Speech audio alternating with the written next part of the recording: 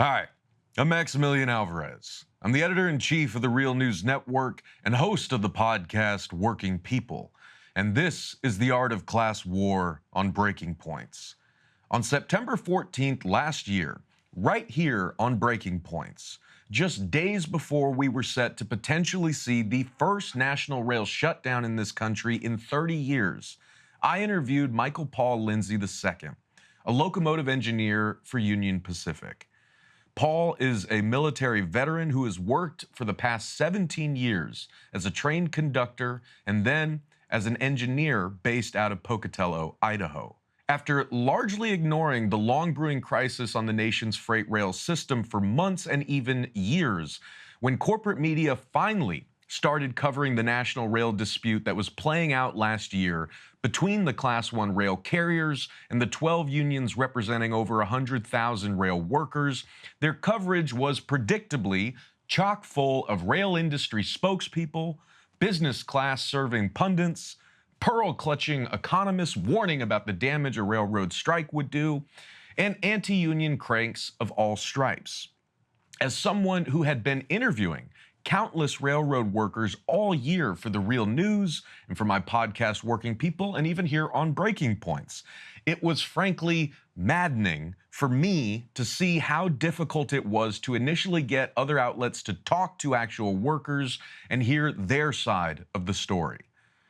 But I also saw how much of an impact it made when a handful of brave rank-and-file workers, particularly those affiliated with the Cross-Craft Solidarity Group Railroad Workers United, at great risk to themselves and their jobs, spoke out publicly about how Wall Street greed and corporate greed had destroyed the rail industry for the sake of record profits.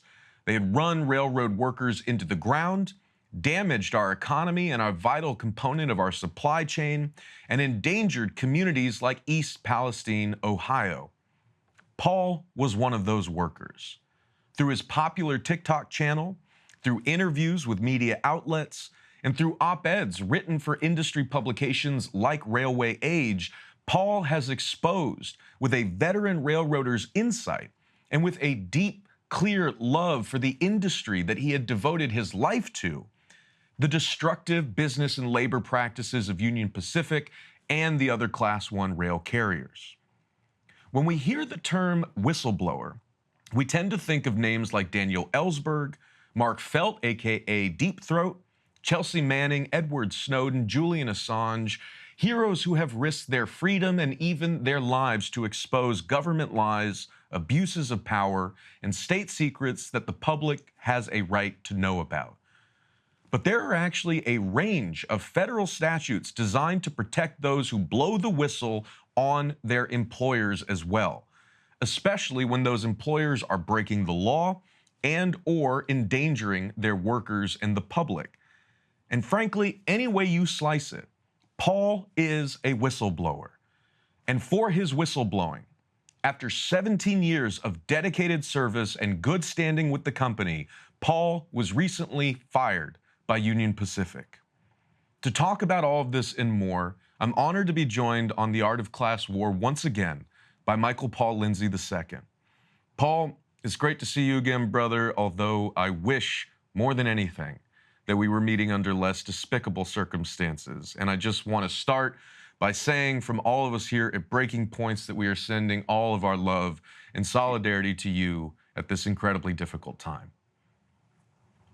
Well, it's great to hear from you again, Max. I always enjoy doing segments with you, and you do a fantastic job of spotlighting the issues that need to be discussed for the sake of labor and for the country and for the businesses that rely on the services of the railroad. Everyone the consumers that rely on it. I appreciate you taking your time for this, Max.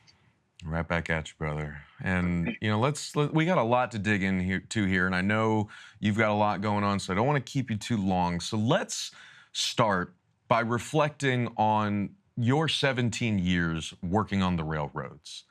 Talk to us about why you started working on the rails and what that work was like. And then let's talk about what you and I have talked about on my podcast in previous segments, Let's talk about how you have seen firsthand the industry change over your 17 years working for Union Pacific. As railroad executives and their Wall Street shareholders pushed these top down, profit maximizing policies to be implemented across the rail system, how did that change your work?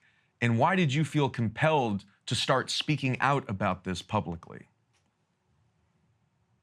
Um, let's see. So the first part, what it was like initially starting out, why I started at the railroad. I always wanted to work for the railroad. I always loved the rail industry ever since I was a kid, and I loved trains. I started getting involved in learning about the industry and how it works from a very young age. It wasn't just liking trains themselves, but I wanted to see the industry expand and succeed. As a kid looking back, seeing the merger movement growing up at the time and seeing all these paint schemes of railroads that were now merged into larger and larger and larger monopolies, and not realizing at the time that I'd never see something like this again, and that it was major, it was historic, and it was going to affect my career going forward.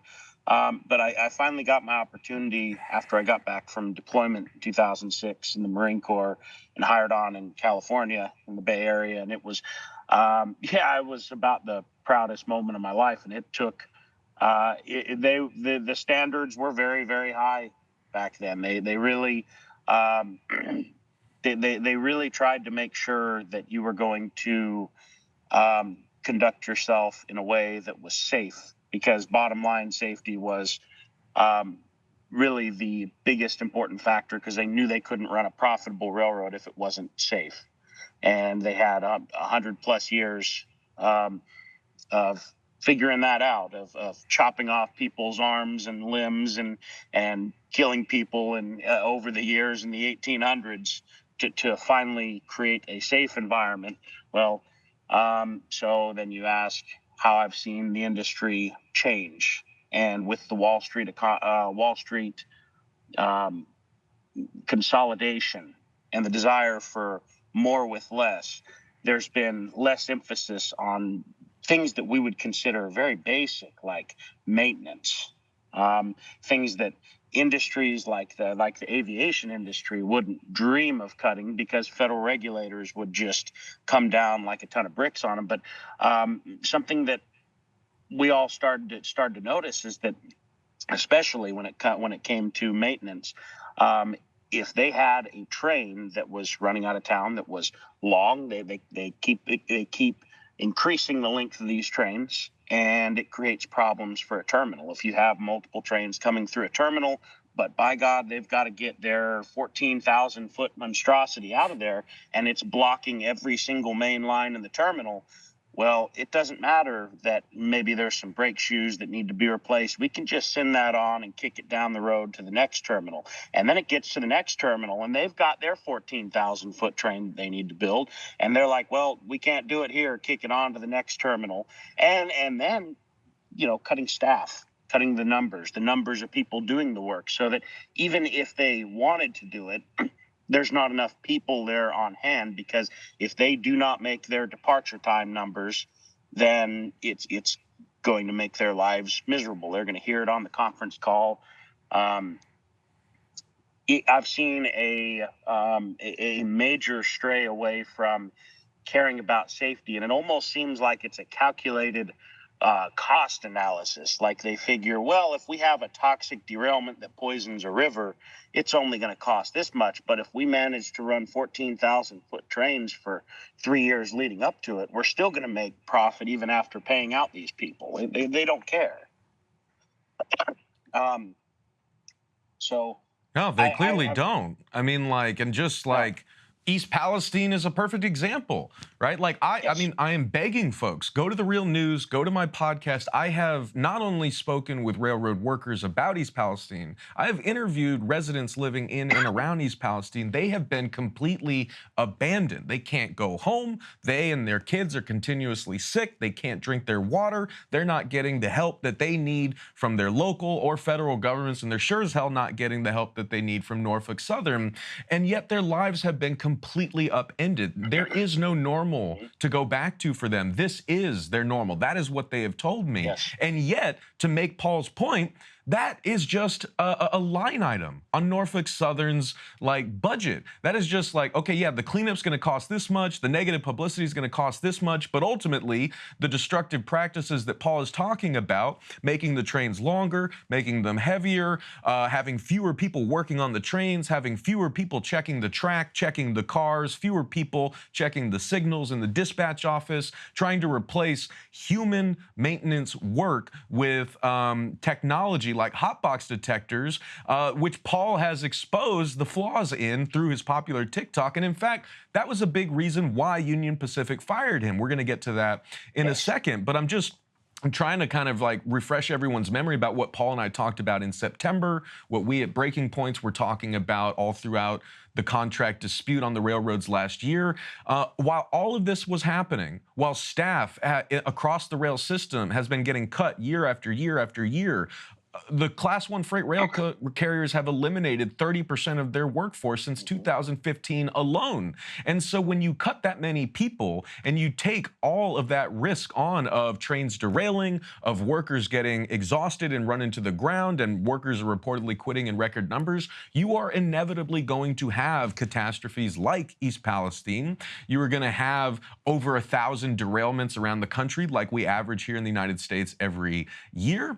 And the way that everything played out last year between Scab Joe Biden and Democrats and Republicans in Congress forcing railroad workers to accept a deal they did not want, they effectively endorsed all of the practices that Paul is describing here that have taken over the railroads for the sake of Wall Street and executive profits. Because let us not forget, while all of this is happening, the express goal is to maximize profit, and the railroads have been successful there. Even though we are moving less freight than we should be, even though shippers who have to use the rails are pissed off by the high prices and declining quality of service, even though rail workers like Paul are losing years off their lives from working under draconian attendance policies and workloads and having fewer people to help around. All of that has contributed to the railroads being more profitable than they've ever been. Stock buybacks, shareholder dividends, executive pay have all gone through the roof, while workers, consumers, and members of the public, like the resident of East Palestine, are getting screwed by this. And that is what Paul was blowing the whistle on. Again, through his TikTok channel, through interviews, through his own writing, you can see and hear how much he loves this industry and how worried he has been about where this is all headed. And we saw in East Palestine where it is all headed. And instead of being rewarded for that, instead of being commended for being a hero and a patriot and doing a vital public service, Paul was targeted and fired by Union Pacific. So let's talk about that, Paul, while I still got you. Talk to us about the conditions of your firing. What happened? What reasons did the company give? And what does Union Pacific's treatment of you say about the industry as a whole right now? I'll answer your last question first. What it says about the industry as a whole is this is an industry that feels that they're untouchable, that they will not be held accountable, which, of course, Joe Biden, when he broke our legitimate labor strike, and then supported work stoppages by the companies themselves, they were emboldened that they are untouchable. So the conditions leading up to it really surrounded East Palestine, because I've been making videos about the railroad for a very long time. I had millions of views, and I decided to make one on East Palestine and the detectors.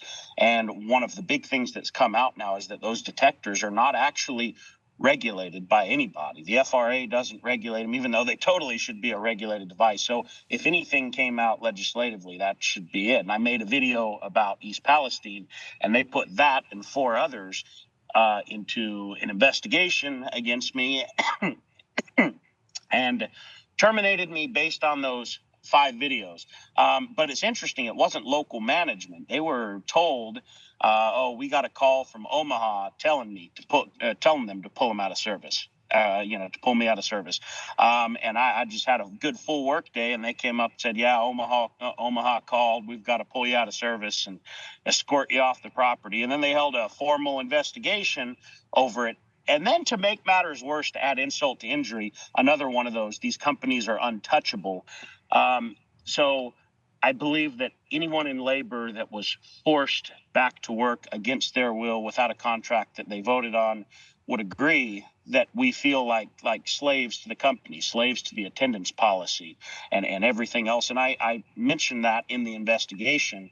And then they came back and investigated me again for using that word to describe myself, and said that apparently that's racially discriminate. So then they fired me again, defamed my character, and basically fired me again for using that word. And this is a company that openly, willingly discriminated against people of color for, lots and lots of years over their history. It's really amazing that they would have that moral high ground to think that they should do that. And then they came back and used another video I made about the SEMA derailment in California and fired me again. So I've never heard of this, and no one in the union has ever heard of this, where they wanted me so bad they held 3 formal investigations against me to fire me, to silence me. And my end goal of this is legislative protection for whistleblowers, really, because I believe that these whistleblower protections that we do have were created in an era before social media.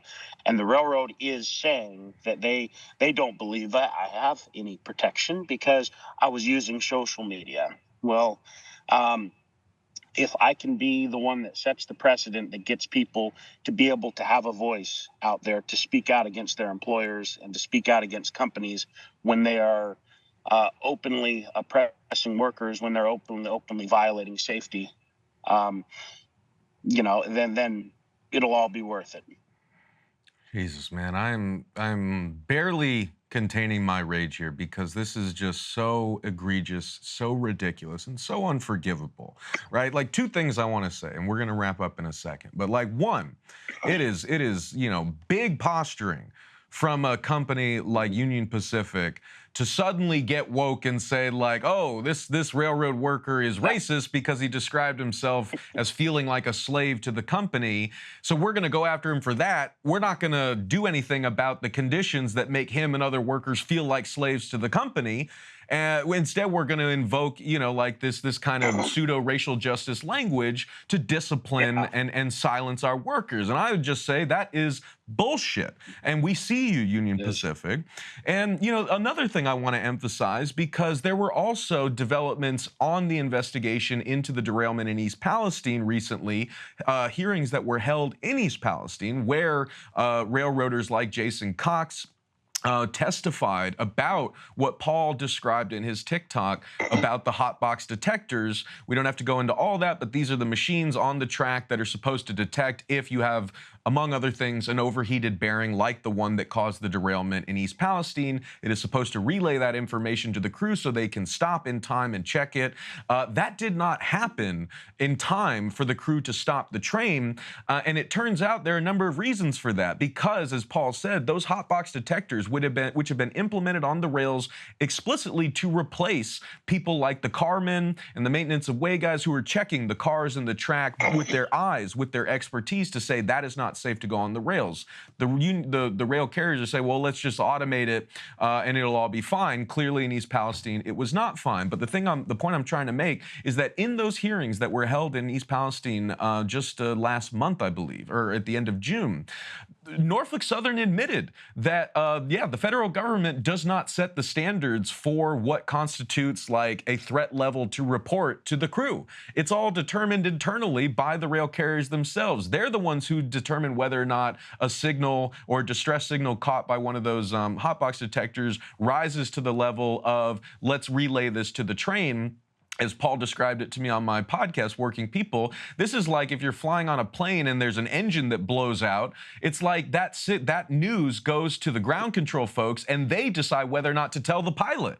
That is insane to me. So Norfolk Southern basically admitted what Paul exposed in his TikTok about the Hotbox detectors, and Paul has been fired by Union Pacific for that. That is not right. And I could go on for days about this, but our main goal here is to let people know about this injustice, let people know about what whistleblowers like Paul are going through, and to help build momentum to fight against this. And so with like the last minute I've got you, man, I just wanted to ask how you're doing and what people out there can do to support you right now.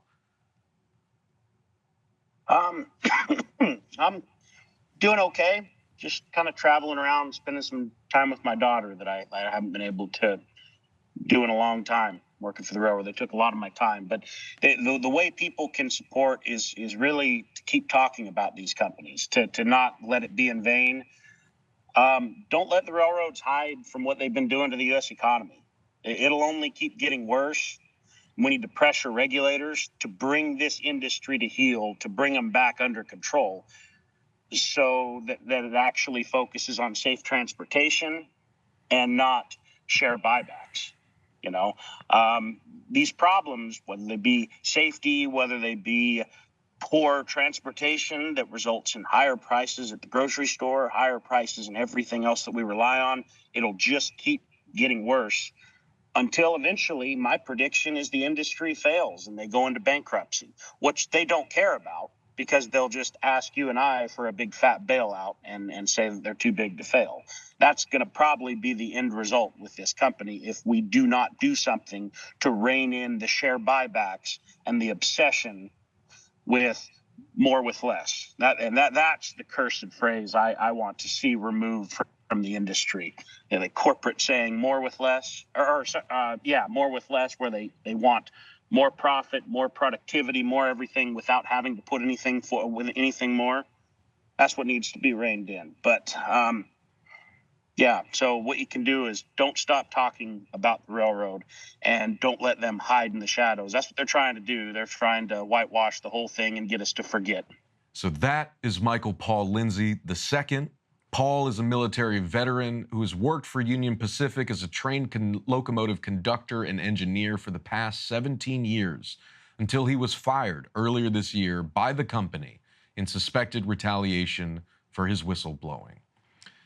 Thank you for watching this segment with Breaking Points, and be sure to subscribe to my news outlet, The Real News Network, with links in the description. See you soon for the next edition of The Art of Class War. Take care of yourselves. Take care of each other. Solidarity forever.